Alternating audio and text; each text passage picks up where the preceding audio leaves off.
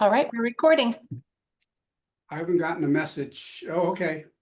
It says it's being recorded. So this is March 28th, 2024, Bolton, Massachusetts, meeting of the Select Board. This evening, we have a couple of guests, Representative Kate Hogan and State Senator Robin Kennedy. Welcome to both of you. Thank you.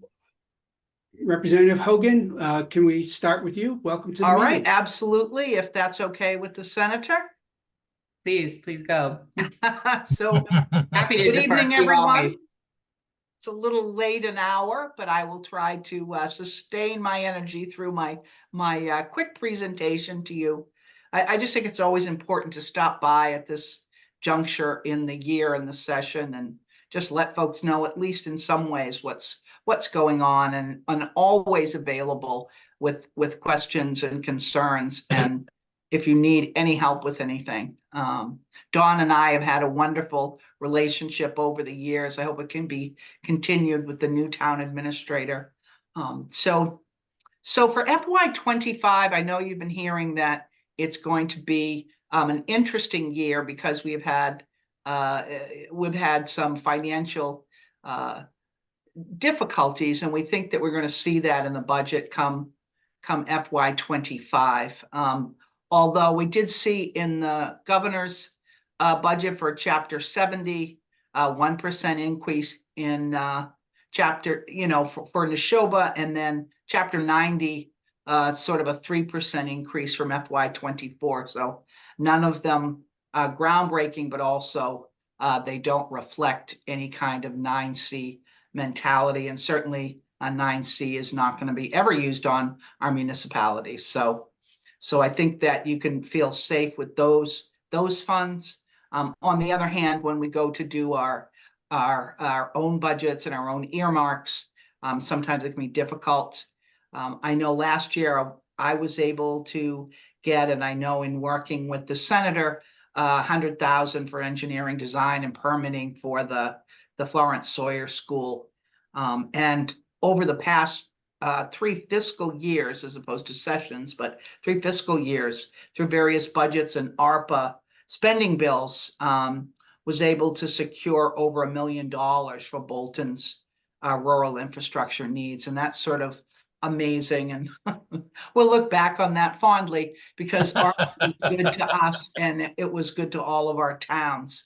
In terms of them being able to use it for what it needed the most. And always infrastructure is calling, as we know. But I will continue, to fight for monies for our towns. And despite the sort of murky fiscal outlook, we're not quite sure where we're headed yet. But I did want to announce to the group, if you haven't heard yet, that House 4056, an act establishing appointment, the office of the town clerk in the town of Bolton, has been signed by the governor and enacted into law. So that has been done, and I know that you've been waiting to hear for that said for a number of months. So here we are. I want to thank the senator so much for everything she did to make it possible, so we could be saying that. I know she did a whole lot behind the scenes to make sure we're able to say that this evening. And then we're also working on DCAM to dispose of certain parcels of land. Sometimes those are a little bit tricky. They're over at House Ways and Means, but we don't see any terrible trouble on the horizon. I don't want to take up too much time, just saying that we did it in the SUP and in other transactions. We did extend some of the pandemic era measures in the SUP, included monies for our emergency shelter, as well as funds for free school lunches. That marches on into the new year. The extension of hybrid participation in public meetings, electronic notarization, outdoor dining, and I don't believe that to-go made it through the Senate, but those were the kinds of pandemic era measures that we thought were so important to bring in and make permanent, and we'll be working to do that as well with other measures that we thought were effective and helpful. We're sort of at the end of coming to the end of the hearings for the Commission on 21st Century Agriculture in the Commonwealth. We just recently had a meeting, and we'll have a meeting tomorrow, actually, at UMass Amherst. It has been very educational, and looking at the whole realm of farms in the Commonwealth and how we can assist and help, and how they will be a partner in the 21st century in so many ways, and can use new ways to think. We've been able to bring people in from other states, other countries. It's been really a great process. The Mass PFAS Act is making its way through the House. I know that there's concern in some parts of Bolton about PFAS. We're looking to move that through. It came out of public health. It's now coming out of healthcare finance, and should head over to House Ways and Means at some point this week, I believe. So those are sort of the things we're at this point in the session. The House has passed some bills, long-term care, some things around revenge porn, which is we're one of the few states not to have any of that on the books, and so it became important for us to take care of that. And there are other bills that look to be passed. Conference committees are becoming quite active, and we look for the House and the Senate to be working together for the people in the Commonwealth. So I will pass it over to the senator, and maybe any questions when Senator Kennedy gets through. Appreciate all your time. All right, well, thank you, Senator Yeah. Kennedy. Thank you so much. And as I learn more and more, I'm always happy to defer to Speaker Pro Tem Hogan, because it's so much easier just to say ditto, because I know she's going to capture so much of it. And, I'm so grateful. I really, truly won the lottery with this seat, and having such phenomenal partners like Representative Hogan to be able to learn from. I'm still it's a year in, although time flies. I was thinking, I feel like we were just here, but it was a year ago.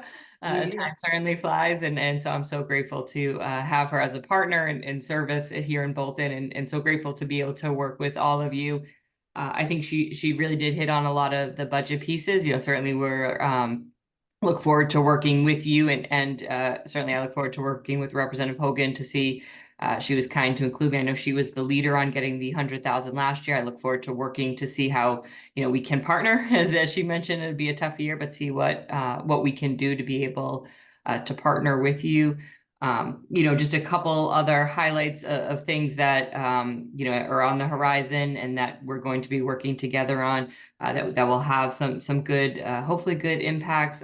Bigger bills, the Homes Act, the Housing Bond Bill, which is $4 billion worth of housing production investment. And I think the important piece there is that it spans a wide array of types of housing models, which is incredibly important, including, middle income home buyer program in production, and just a wide array, including, and in addition, several policy updates to help communities be able to continue to thrive and to build. We know there's a housing crisis everywhere, and I think every community is in one way or another is impacted. I know so many, I hear so often from our towns that, so many of our baby boomers who are looking to stay in their community, but maybe downsize their property and need some space to be able to downsize to. And this is about working in partnership with our communities to make sure that you have the tools you need, and that we can continue to think big picture. There's a commission in that bill that would look at senior housing in particular, and make sure that we are building housing that seniors in our community we know want to age in home, and certainly maybe in a smaller home than the larger properties they bought with their families years ago. And so there's a lot of work there. The next other big piece will be the Economic Development Bond Bill.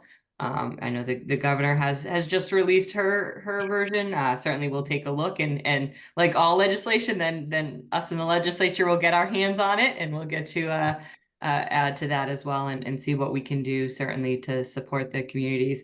I do want to flag, education is one of my top priorities, and as part of that, I've been working with my colleagues to go and visit each of the schools across my district, so I can understand some of the unique differences and opportunities and talents that are happening at each of our schools. So I had an opportunity to visit Neshoba, and was very delighted to see the EMT students in the Telegram and Gazette, having completed their 24-hour training program, which is amazing. And I think, that just speaks to making sure that we're helping all communities and all students have access to different types of learning capacity, whether it's comprehensive programs, early college programs, technical vocational programming. And so look forward to continuing to partner with the community to make sure that your schools in Neshoba in particular have access to different models of education, and increased access to vocational programming, which we hear more and more is something that that our students are looking for and to gain that hard skill. So certainly happy to answer and join with Representative Hogan and answer any questions or and providing any additional information of things that we're working on. And certainly I would just say, again, ditto, I think a lot of the same legislation. I think as I understand, I should be prepared. We're heading into the gauntlet of the end of session of moving quickly on a lot of bills. So I look forward to working closely with Rep. Hogan over the next several months to make sure we're delivering back for Bolton. Well, thank you. Thank you very much. You certainly have been very helpful in getting projects off the ground here, infrastructure, the Forbush Mill, culvert, bridge, whatever we're calling it. And the seed money for the second exit behind Florence Sawyer School. It's been very helpful to have that kind of help coming out of the State House. I don't have any questions. I don't know if my colleagues have any comments or questions. Just a thank you. We greatly appreciate what both of you are doing for us in the town of Bolton in terms of securing funds for critically needed items. I was part of a search committee to find a replacement for Donna. We've been doing some interviews and talking to some of the folks in other towns. I mean, I think the universal issue that comes up is, budgets and potential overrides. I mean, we know of a number of towns this year that are going to be doing overrides, and obviously the school budgets are a big concern. What I might be doing is sometime in the near future, reaching out to both of you. I have some ideas I'd like to bounce off both of you about some things relative to that and how we might look to possibly change the paradigm a bit, because we have said for a number of years that it's not sustainable, and it really is, with along with the Commonwealth having an issue with budgets.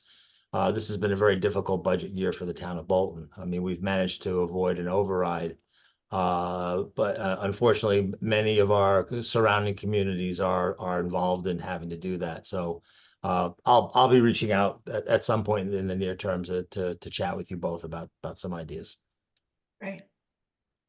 Yeah, and I also wanted to thank you both. It's great to see you, and we do really, really appreciate your ability to bring some project-based money back to Bolton, because we always need that. I did have a question, actually, since you both mentioned sort of the more challenging fiscal picture for the Commonwealth for FY25. And I'll confess I haven't been following the Commonwealth's budget process that closely this year, but it seems to me that a couple years ago, we were almost in a different position where revenues were exceeding projections. And then obviously there was the pretty major influx of federal cash in connection to the COVID relief. Could you just say a little bit about what you think the drivers are in the less rosy fiscal picture for the Commonwealth? And are they long-term trends that you think communities sort of need to be incorporating into their own planning, and sort of assuming that like unrestricted general government aid, Chapter 70, Chapter 90 are not going to be making big jumps in the near future because of those potential drivers? So if either of you have any comments on that, I'd appreciate it. I'm happy to. Senator, did you want to? No, Okay. by all means, go right ahead, sir. My sense is, and I think talking to folks that do look at this, our economy was driven by the influx of investments that were made by the federal government. And it not only drove what we were doing and the investments we were making, but it really helped to lift the entire economy. And I think when you have a year where that begins to stop, everything sort of just takes it's a little bit of air. You can almost feel it go out of the tires, as it were. And I think it's a correcting year. If I were going to be really optimistic, I would say it's sort of a correcting year. So we're going to get back to this is the money coming in and this is the money going out, with hopefully a generous federal government. But I think it's a correction, and I think I'm not going to look beyond this year. We'll certainly keep looking at how the numbers are coming in every month, which is always a good indicator, and they have been below for many months. So, but I do believe that we went in maybe a little overzealous, and I think looking at it now and going back in for the next year, it'll be sort of a bit of a come down, but I don't think it's going to be anything that's going to affect aid in ways that would be catastrophic in any way. It just may be some adjustments that are going to need to be made.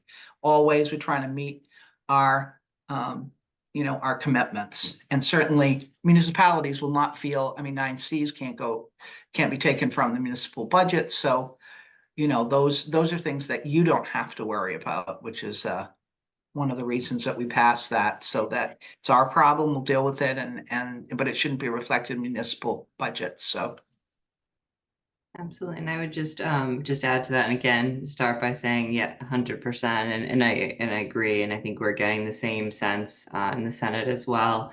And I think a couple pieces, promising pieces, looking at the Fair Share Amendment, which really will continue to invest in transportation and education. I know we'll be working closely and diligently to make sure that there's equitable distribution in that. I know we saw a lot of it. It certainly doesn't directly impact Bolton in the sense, but with the RTA spending, et cetera, to be equitable towards compared to MBTA spending, which we know has always been exhaustive. So we'll be continuing between transportation and education to make sure that money is coming this way, and continuing to work with you to figure out, making sure that we're giving as many tools to our municipalities as possible.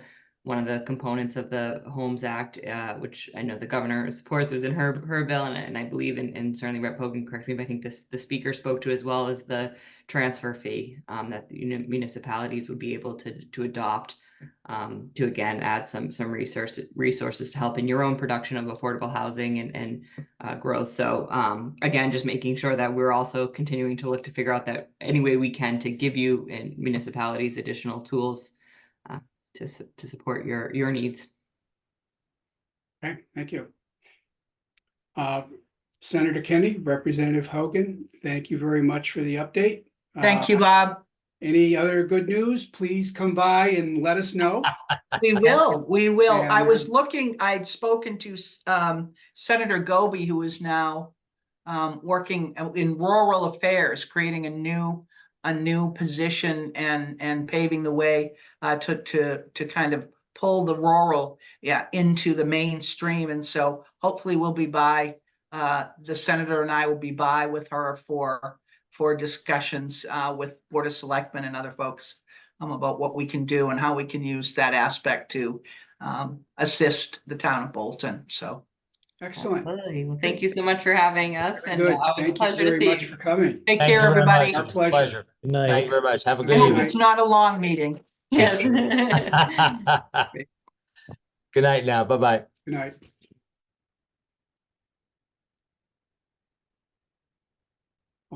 All right, next on our agenda is the town administrator report. Thank you, Mr. Chairman. I just had one thing on the agenda tonight, an update on where we are with the MVP grant. Rebecca, who is leading the effort, certainly we have a team working on this, but who was leading the effort, updated the budget so that everybody could review it. The application will be going in probably about 2 weeks. As it stands right now, and of course, subject to some change, the proposed budget at the moment is $516,282 for this grant. So it's a major grant. It's been a lot of work put in by a lot of people, and more to come, but we're in the home stretch. When I do the update on April 11th, it should have the final numbers in it. But if we can get this grant, it's gonna make a huge impact over at Derby Field. Very excited about that.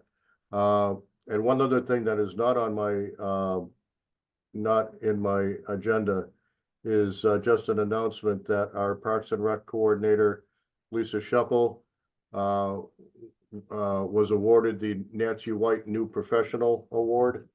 It is given by the Massachusetts Recreation and Parks Association, and it is specifically given to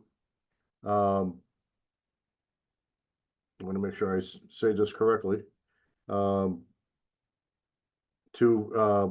Parks and Recreation professionals who have been in the field for less than 5 years. And some of what Lisa was cited for, but not just restricted to this, is her work for the great expansion of our Parks and Recreation programs that we have. Also, her work in helping to create the Bolton Community Fund and her ongoing work with the Bolton Youth Soccer. All that and more is the reason why Lisa was recognized by this organization. So I just wanted the board to be aware and to congratulate Lisa tonight for that. That's a very notable achievement, and congratulations to Lisa. Don, Absolutely. sorry, Don, could I No. just make a reflection on that? So, I mean, I'm sure there are other people in town who've worked with Lisa even more closely, but I just have to say from where I sit, she's been such a huge asset to the town. And I think the other thing that like she brings, which is sort of intangible, is you can tell she really loves this community. Like she breaks her back to do things for us. So I think it's great that she was recognized. Okay, thank you.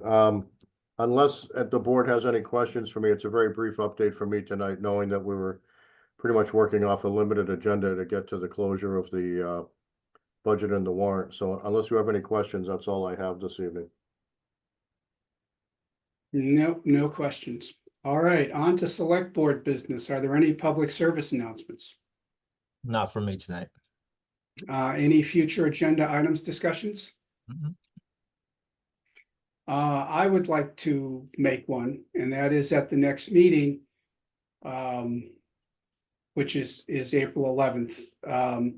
I'd like to understand in detail what the final schedule is going to be for, and the steps to selecting a town administrator. We were asked to put the 23rd and the 24th, kind of reserve those dates on the calendar. I'd like to know, can we solidify that, and what steps do we need to go through in order to be effective on the evening that we meet the candidates? I'm hoping that we have a common group of questions that we tend to ask each candidate, but as I sit here right now, I have no idea how that list is going to be compiled. So I'd like on the 11th to have a really detailed discussion of what we're going to go through leading up to the evening of the 23rd or the 24th. Should I invite Mr. Petrin to that meeting? I'll leave that to Mr. Wysocki if that's appropriate, or if he wants to speak about it, or. I certainly can speak to it.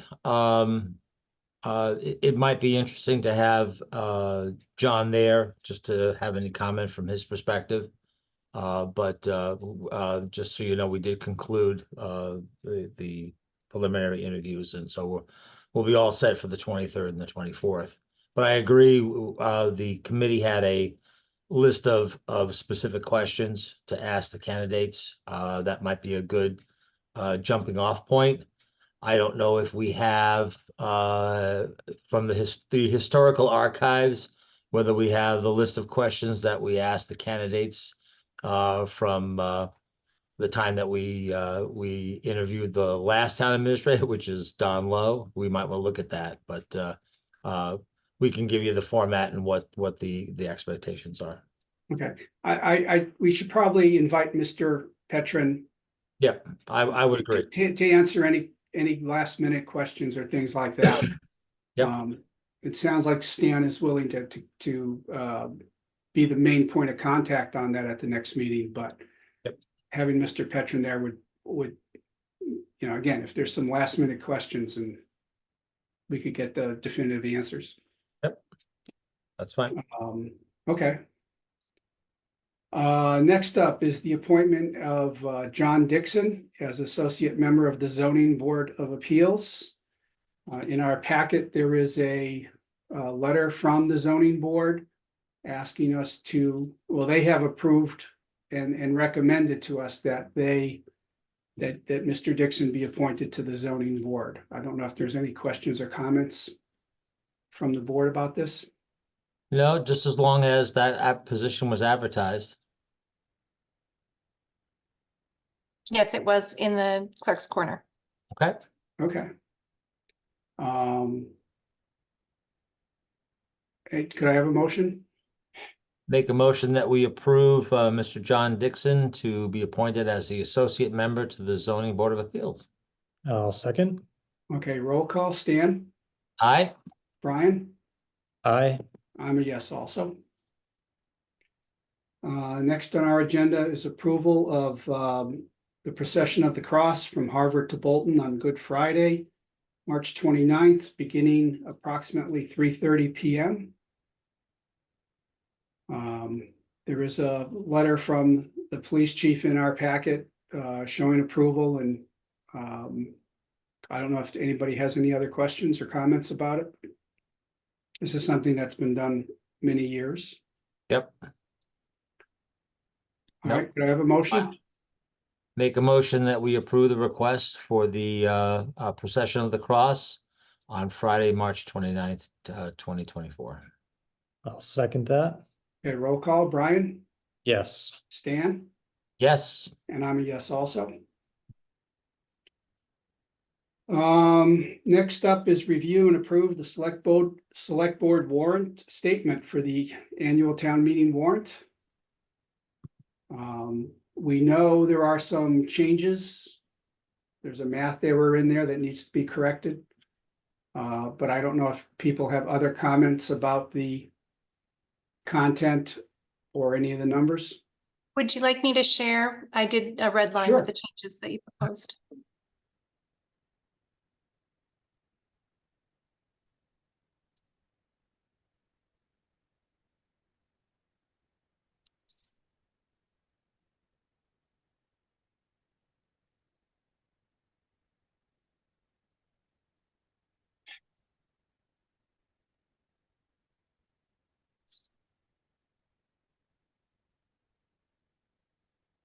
And that way you can tell me if I captured them accurately. Before we get into the number changes, I want to see if the other members have any issues with the general presentation or any of the other language. Well, I'll just say I noticed that there were some differences from prior years, and I quite liked the approach. So I don't know if it was you, Bob, who was kind of the driving force behind some of the reframing, but I thought it was well done. All right, thank you. yeah, I'm fine with it. Okay, so the corrections that, the math corrections that need to be made are, I was working with an older version of the warrant, and in the Article 3, where I state that the excise tax from cannabis retail sales would be $225, that should get reduced to $210.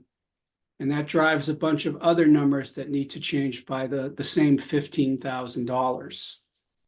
So let me get my copy of the statement and see if the numbers I have. That's yours, Jenny. Mhm. 16.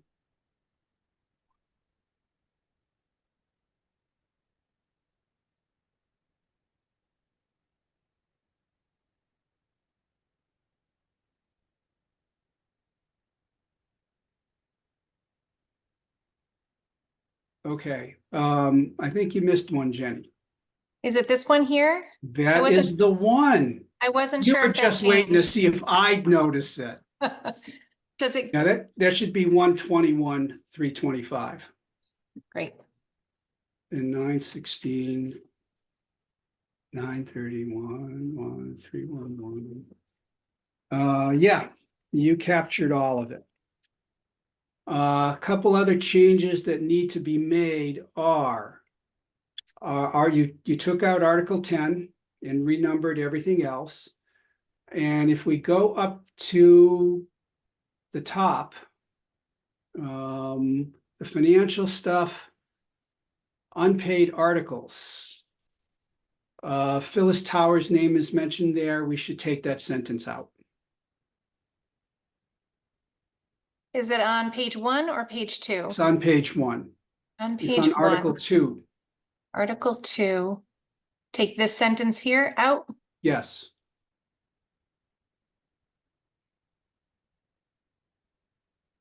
And you fixed Article 10. I think that's all the changes that we have. Right.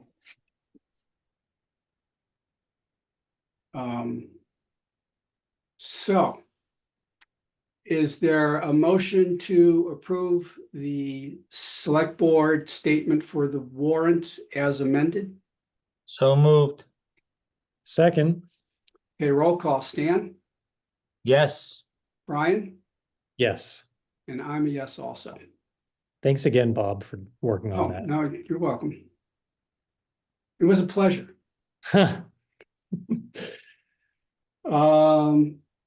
We have a few warrant articles that we need to vote on.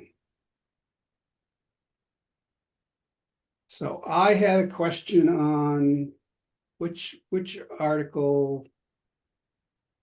There was one where the advisory committee recommendation wasn't listed. Yep, I've added that in. That was Article 4 Okay, right here. okay, yeah, all right. And so what we have to do is vote the budget first. Right, Article 3? Do I have a motion on Article 3? Make a motion, we recommend approval of Article 3, fiscal year 2025 operating budget. So moved. I mean, sorry, seconded. Okay, roll call. Brian, Yes. Stan, Yes. I'm a yes also. Look at that. She's got it all set up, ready to go. Yeah. Cut and paste, cut and paste. Mhm. Gets me in trouble sometimes, that cut and paste.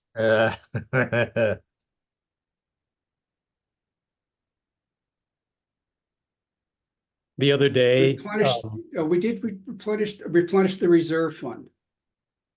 Article 6. We didn't have the exact number last meeting.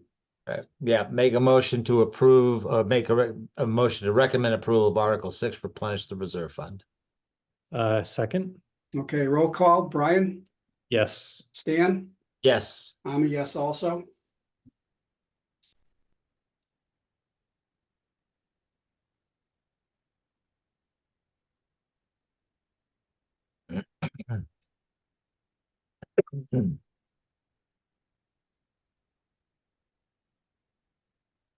Was it just those two? Article 10. The wetlands bylaw. Oh, Yeah, I'll make a motion, we approve make a motion to recommend approval of Article 10, the wetlands bylaw. And I will second that. okay, roll call. Stan, Yes. Brian, Yes. I'm a yes also.